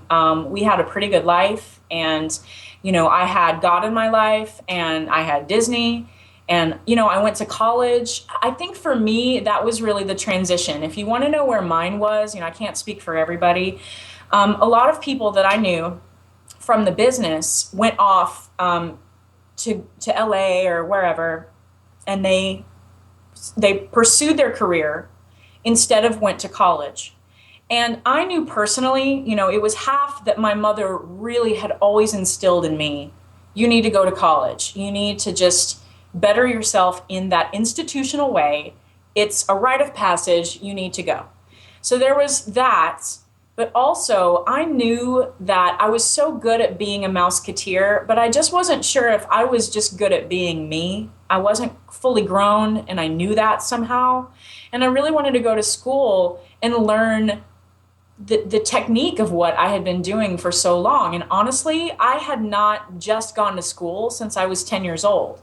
I'd been working and going to a full-time job and going to school my entire little life. So it was kind of a break to just go to New York University, take 4 years, and study my craft. And in retrospect, it was probably the best decision that I ever made when it comes to my personal life and how I've become a well-rounded and well-grounded adult. There was a lot that I see in my 20s that because I wasn't fully on a path or, fully into my faith or fully confident in who I was, like how that whole thing about being inhibited and second guessing yourself, it took me a long time to get out of that and to really know who I was in my faith, in my career, and just as a person. And nowadays, if anything, if I were to ever become famous or uber successful, whatever that would entail, I would have handled it differently 10 years ago than I would today. And I fully believe that's why I'm still a well-grounded human being, is because however it worked out, I didn't have pressures put on me or situations that were too much for me to handle at that particular age. So long story short, I needed more time to grow up. I knew that. God put me on, on hold in my career as far as that all that goes. And I feel I'm the better for it because I wasn't in the spotlight for all this time. But that's just me, I've had just as much passion and just as much drive to entertain as anyone who's come out of that show and continues to entertain. But my path, I feel very blessed to have been on it. You have called many places home. In your blog, you alluded to having lived in Brooklyn and moved around quite a bit, but you ultimately moved to Nashville, which clearly was a leap of faith to go from Brooklyn and singing in a church in Hoboken. So what was the drive that made you make that decision to take that leap of faith and move to Nashville? My mother had always wanted me to try out Nashville, and I wanted to be in New York. I just loved the vibe of New York, and, I shot Hanging On for Dear Life, the first version. We shot the video there. It was always a really cool place. I went to college there. And basically, I think, I have some family here in Nashville, and what was really going on as far as the leap of faith was, that I had followed that faith to New York, and I had given it about another year, and I had done a lot of great growing in the church. I went to Redeemer Presbyterian, which has a lot of different churches in town, and I would sing, and that was really an amazing time, and it was hard to leave because I had a lot of great friends there, and there were a lot of opportunities, but I knew that where I was being led was to my old friend Jeff Savage, who he's a Grammy-winning producer. Jars of Clay, Toby Mac. He's done so much great work that I believe in, and I love the sound of what he's done. And we've been friends for over 12 years, and I always used to say, you know, Jeff, I really don't trust anyone else to make my album. You know, it's something that if I have any say in it, I really just think you're the one who needs to do it. And it wasn't ever the right time previously.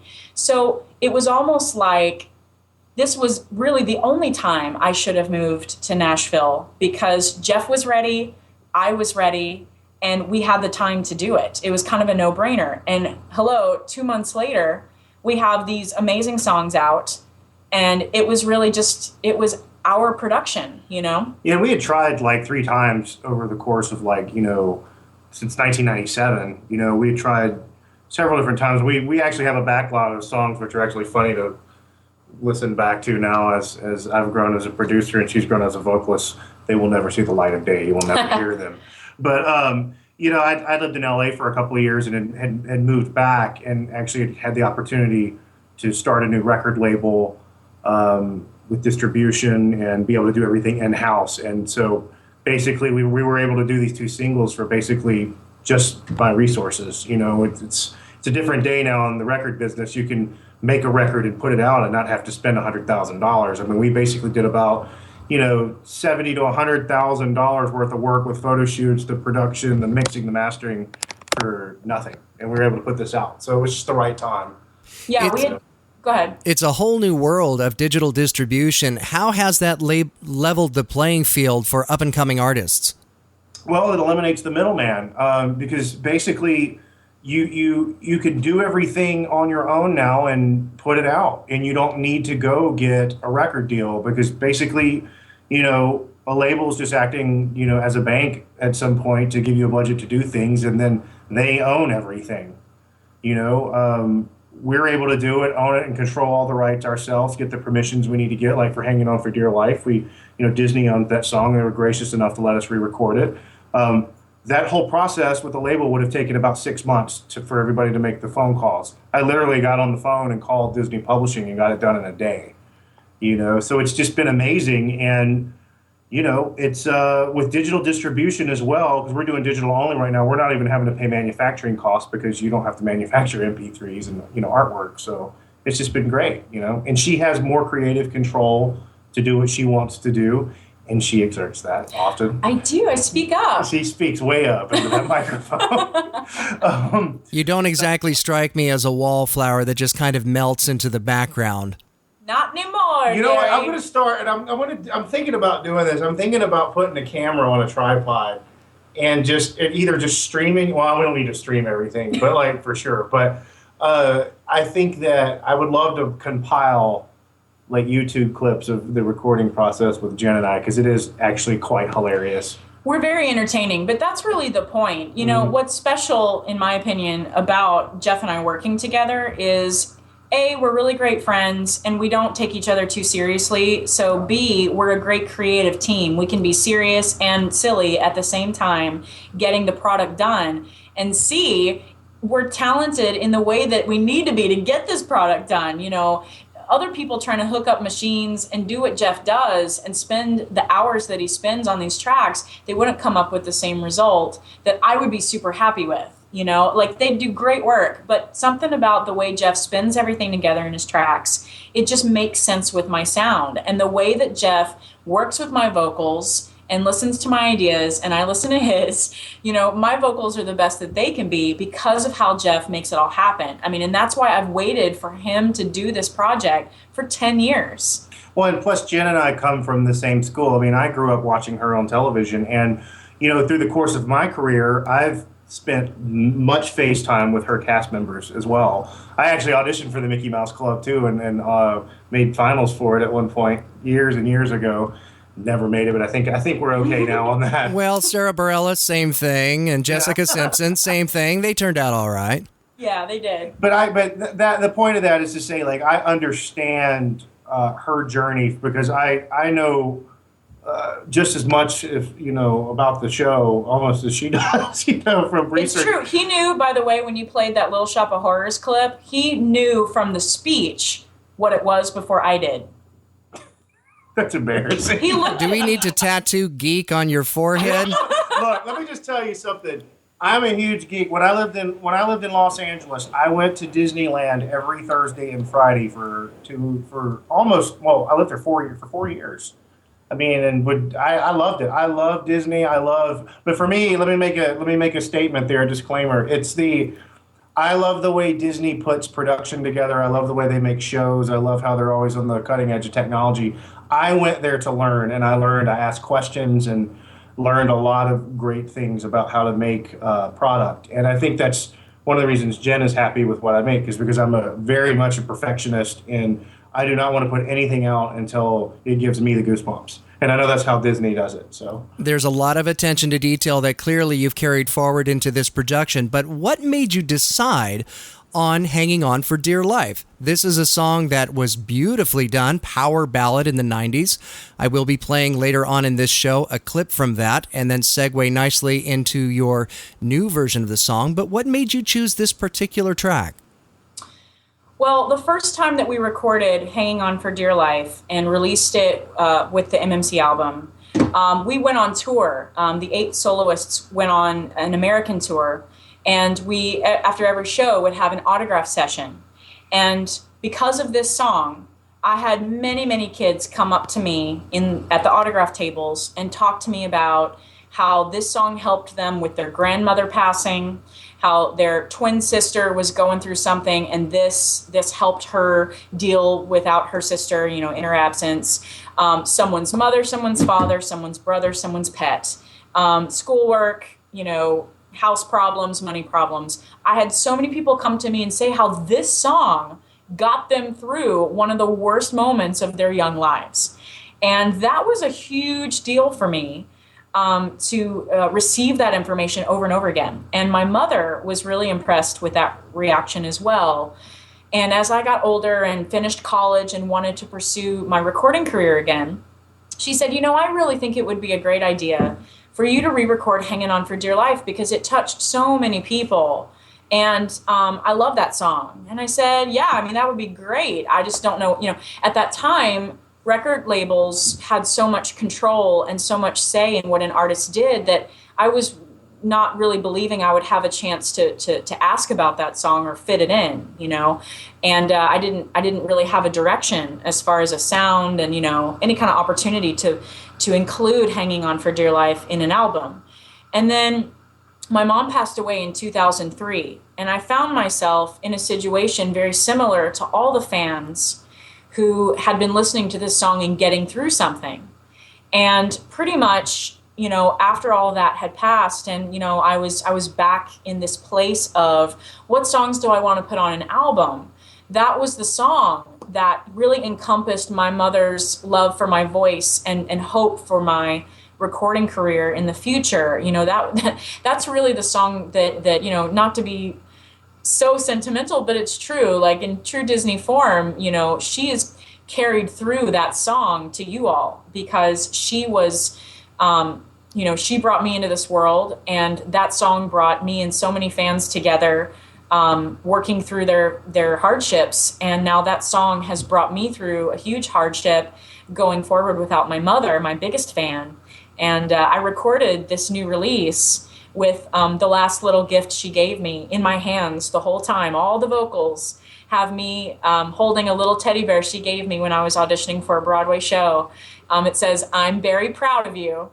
And so she was there the whole time that I was recording this song again, because really, the re-release of Hanging On for Dear Life is now, me going through coming out the other side of a really hard time, and this song has yet again gotten another person through it. We had a real special, I remember there was one afternoon when we were in there cutting the vocals on that, and it got a little emotional for both of us, which, it's kind of rare for us to get emotional like that, because she was coming from the point of view of dealing with her mom, and for me, that song encompasses all the love that I had of that era in my childhood and the past with the Mickey Mouse Club. And it was really an interesting day in the room. We could feel the weight of all of it there. Yeah. You know, it was just like, because the way that, you know, when I rearranged the song, I included all these, you know, retro sounds from that era, and then hearing all these chords together and the way that it just happened, it really just struck both of us like what a long road it's been Yes. for both of us. Just, you know, with her having been on the Mickey Mouse Club and done all these different things over the years in the course of where I've been in my career, and having just seen her on TV, and now she's like one of my best friends in the world, and we're working together, and it was just a real special moment. And I really feel like the fans that have heard the song so far, based on the reviews we've seen, which have been great, they all connect with that. There's a special fondness that people connected with the Mickey Mouse Club have from that era, and it's just something that's personal to everybody. It's like we all have ownership in it somehow. That's exactly right. You know? It's really the ownership of this song. I feel like when most fans recognize me on the street, this is the song that they mention since years ago.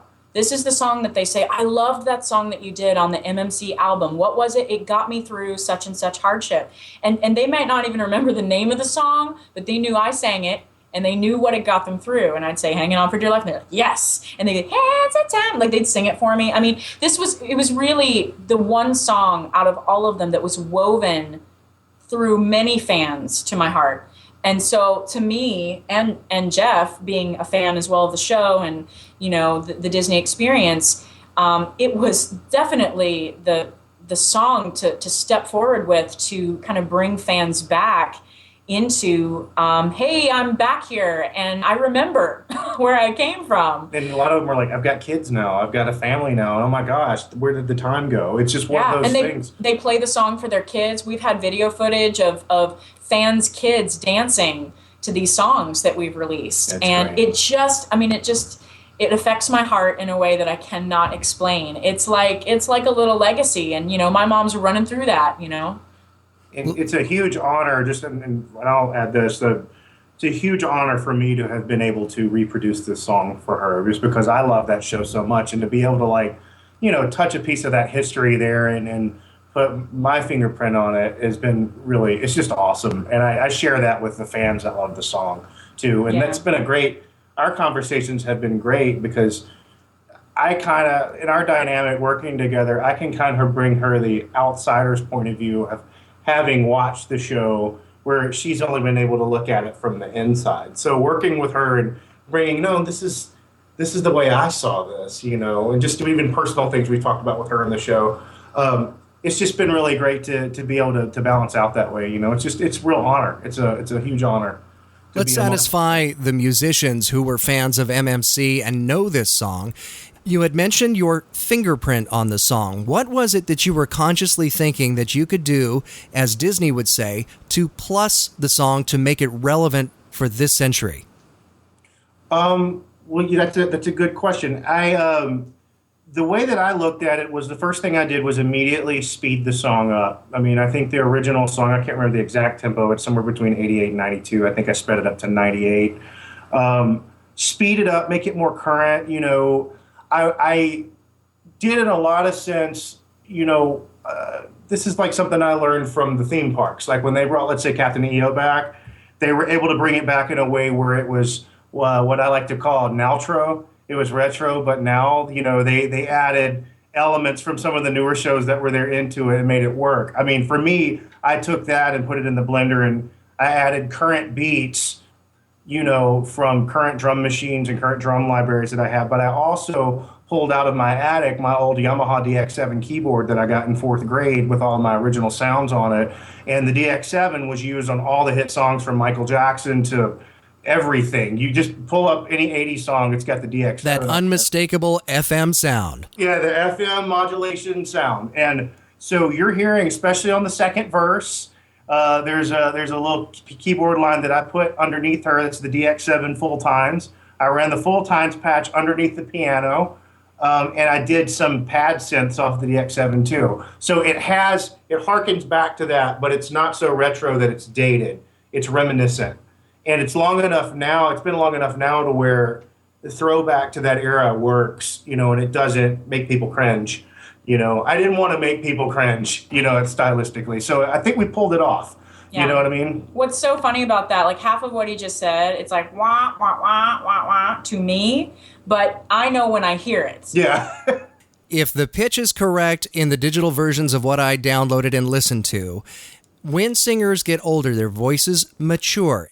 You have this stunning young voice that has matured with a level of elegance that I have seldom heard. And that was really pleasing to me. But when that happens, when I listen to songs as artists get older, they typically pitch them down. If I heard this correctly, it's actually pitched up a half a tone. It is. It is. I forgot about that. You've got a good ear. You know what? Yes. What is your question and all that? Because yes, you're right. The question I have for you is, how has your voice in your own mind matured from the first recording to the second recording? And Jeff, why did you decide to pitch this up a half a tone? All right. So when I was on the Mickey Mouse Club, I had no formal training except for my mother's voice lessons. And she was more of from the legitimate classical school of teaching. And I somehow became a belter. And from her perspective, you know, she just didn't really know how to train me past a certain place. And then as the Mickey Mouse Club became a big part of my life, I started to imitate everybody, you know, all the top 40 hits that we produced on the Mickey Mouse Club. Anything I was involved in, I was more or less imitating what I heard from the original vocals. So I was not thinking about how to correctly produce sound, let's say. I was concerned with, do I sound like the original person? Now, some of the songs were really high. And, you know, as a growing set of vocal cords, you know, women's voices don't, to get technical, women's voices don't mature until they're about 30. And so I was nowhere near the full capacity of my singing ability. Plus, I wasn't really singing correctly. But luckily, I never had permanently damaged vocal cords. I have never, knock on wood, I've never been to an ENT. I've never had injuries to repair in my vocal cords. And so however I got through those years, belting all those big notes that I'm known for and not hurting myself, that really is just by the grace of God, because I was not singing correctly. I remember when I was in pageants, I would get pressure headaches, and I'm sure if we had been singing all those songs live all those years on the Mickey Mouse Club, I would also have gotten pressure headaches. So when I went to college, I learned the legitimate classical head voice aspect of my vocalization. And as soon as I got that down in my second or third year in college, I noticed that my belt voice got easier and easier to work with. And now that I have been a vocal teacher for over a decade, I teach my students what I actually learned through many, many years of trial and error.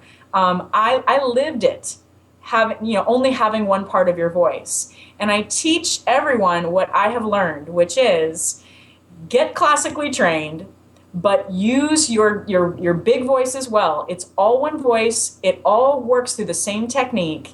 And based on my strength, which is belting, I wouldn't have been able to hit and sustain and manipulate my voice as I do now had I not had that classical training. It takes both to have that kind of power and not hurt yourself. You can be an artist and do your thing and have amazing tracks, and it sounds incredible. But because I've been more of a live performer all this time, I really have focused on how can I sustain myself through this song day in and day out. So because of that, the vocals on what you're hearing now in Hanging On for Dear Life and This Little Light reflect the merging of true technique, but just, big powerhouse belting that I've known and loved since I was a teenager.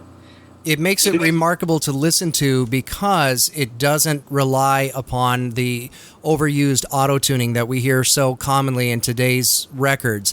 We're very strict about that in the studio. We want everything to be authentic. We use very, very, very little of that. And we go back and she gets mad at me because I'll just be like, we got to do it again. We got to do it again. We got to do it again. We got to do it again. Because we want to get it right. Yeah. Naturally, like the part, you could call it the upgrade of. Did we have sharp in this song? We G sharped in this song. We G sharp. You want the G? Okay. I think I went up to a G sharp in this song, and that part that's in the studio. I just do this. When I do this, that means she's going to hit that. Yeah. The people listening at home don't know what you're doing. I'll Jeff. hold my hand up in the air above my head. But when we were going through Hanging On for Dear Life, we did some upgraded vocals towards the end of the song on the lyrics, Till You Can See the Light. And I'm proud to say that those vocals are absolutely untouched. And it's an amazing feat to say that it really was all this years of technique and experience and just, doing what I know and doing what I teach that actually made that possible. And it just sounds so cool. And I'm just really happy about that. And that all took place because we were a team and just said, all right, well, this is what we want to do. And this is what it's going to take. He said, this is what I want it to sound like. And I said, all right, this is how I'm going to make that happen. And I attempted to sing it. And that was a disaster. It was hilarious. I usually end up just whistling now because I can't get up there in my voice. But to answer your question about tuning the song up, I mean, that right there had much to do with us tuning the song up. I mean, basically what I did in the beginning and what I usually do when I'm working on other albums and I get the writer demo, I'll throw it in the computer and put it in to the program that I use, which is called Logic, and lock it to a beat. And I had her sing along with it. And then I basically just threw it into another program called Melodyne and started changing the key to see where she was comfortable. So we went up, did we go up a half step on that? It's a half tone, yeah.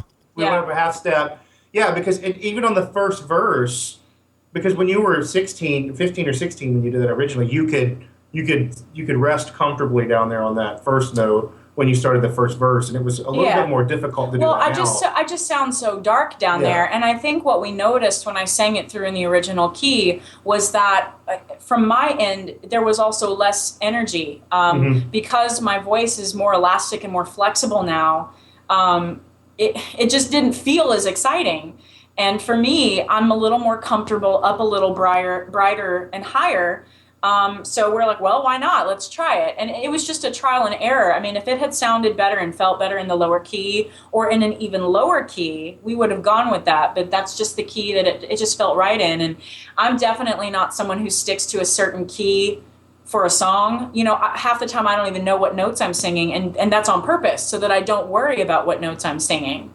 If it feels right, that's what we go with. Mm-hmm. The song has a very powerful message that's built into it. What would you ideally like to hear if they approached you in the street, say, this is what I took away from this song? I expect to hear the same type of wonderful stuff that I heard when I was 16 years old.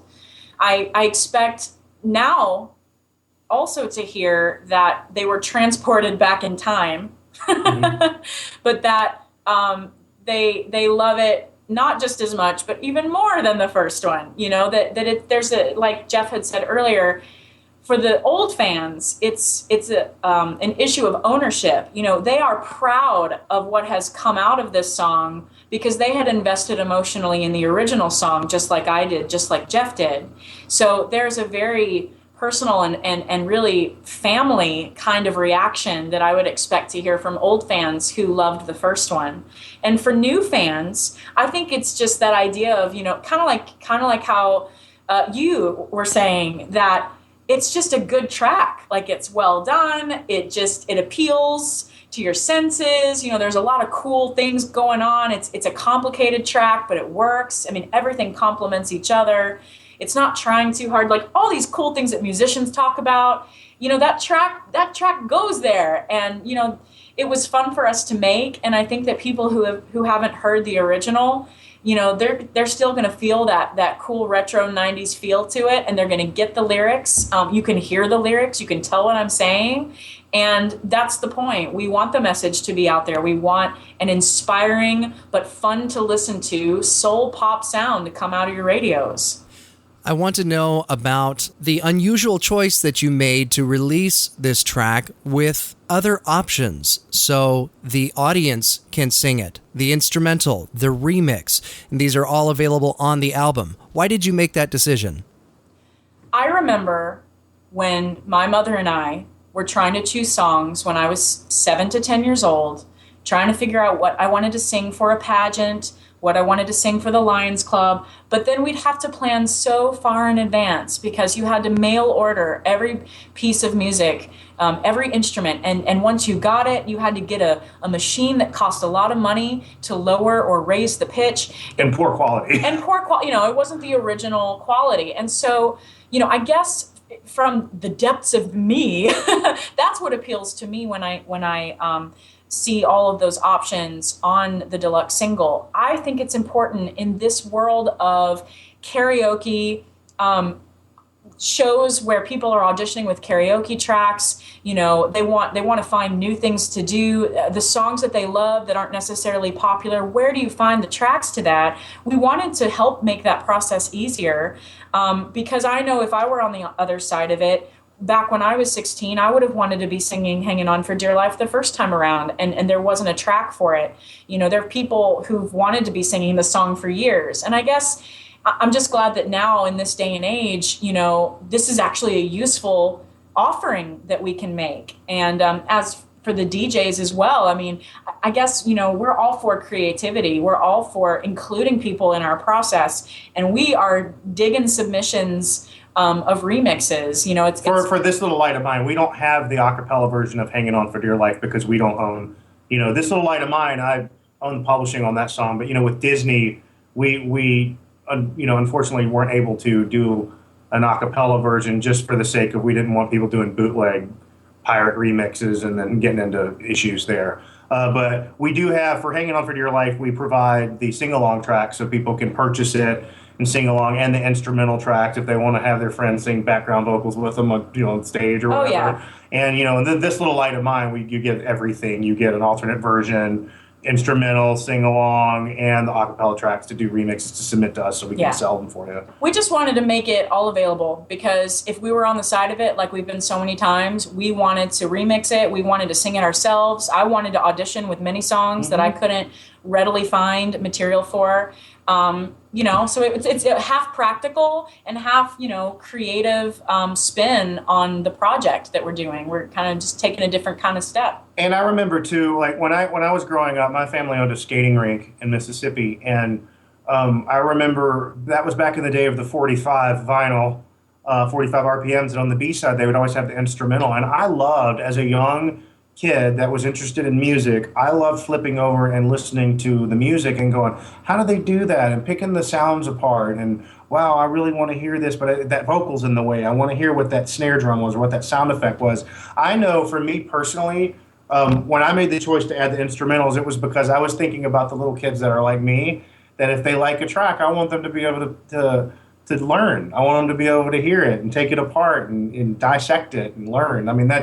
I want to be able to provide that because labels don't seem to understand the assets they have. And the other reason is these are assets that we can sell. Why not sell the instrumental version? That's from a business standpoint, it's a good idea. That's 99 more cents. But I think that our whole the whole idea behind it, when you put the logical, practical, and the creative side together, I just think that we want to have an approachable approach to the music we're making, to the team that we are, because Jeff being a fan of the Mickey Mouse Club and me being a Mouseketeer, it's a very appropriate way, to go forward.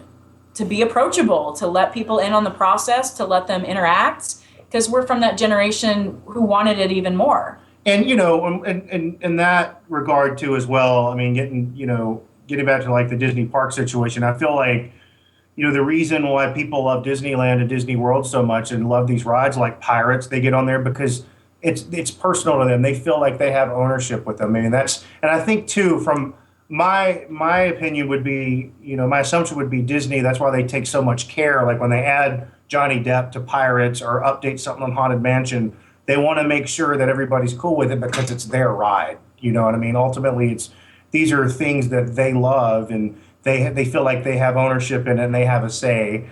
Even though Disney owns it, and that's kind of the model. Like that's a great business model in general. Give consumers something they feel like they can have ownership in, and you'll never lose them, and give them that quality work and go above and beyond, and give them the the feeling of ownership there, and you can't lose that way. I mean, Walt set a great model with that. That's a fantastic business model. And I think you've done that with this track. You've actually taken something that was really good, and like Disney attractions, you've plussed it to make it even better. Yeah. Jennifer McGill, final thoughts. Oh my.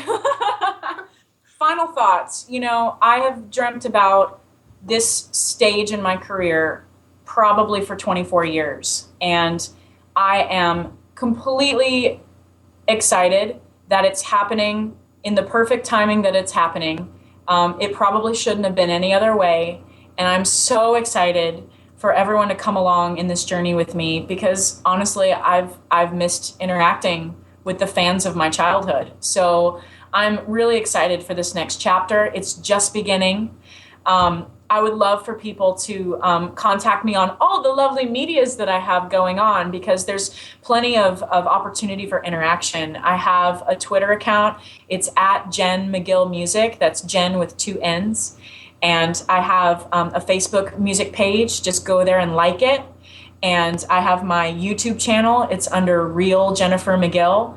And we'll be posting more videos. And most importantly, I have my new website, which has a MMC Geek Out page. It's at www.jennifermcgill.com. And this page was made specifically to cater to Mouseketeer fans of MMC. All of the scrapbook shots currently on the page are taken by my mother on the set of the Mickey Mouse Club, and you see me pretty much at all different ages of being a Mouseketeer, and with many different casts and groupings of Mouseketeers, and in no particular order. It's a really fun page to look at and geek out on. So, we're going to update it. She's got thousands and thousands of pictures, literally. Right, and there's so much to add, and it would just be great for everyone to check that stuff out and comment, sign the guest book, just, join all my stuff, subscribe, join, follow, because this is just the beginning, and I want everyone to know about it and to come along with me. Jeff, when can we expect an album? Well, we're hoping by September. So we're going to work for the rest of the year. There might even be some intermittent singles between then and now, or now and then, rather. Then and now. We're going back in time from the future.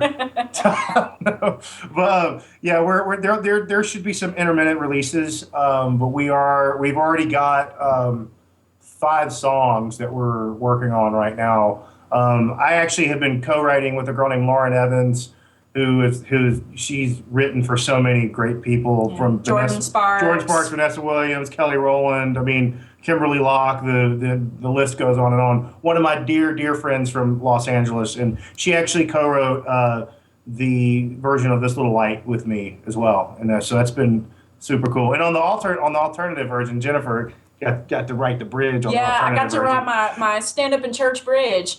Yeah, the one that doesn't have the One Casa Children's Choir. Yeah, there's a full English version of This Little Light. And I just wanted to add a fun little chant, kind of a chanty bridge, kind of shout it out to the world kind of idea. And it was really cool. Yeah. Jennifer and Jeff, thank you for being on the show and being so gracious with your time. We really look forward to what you've got coming in the future. Thank you so much. Thank you very much. See you real soon. That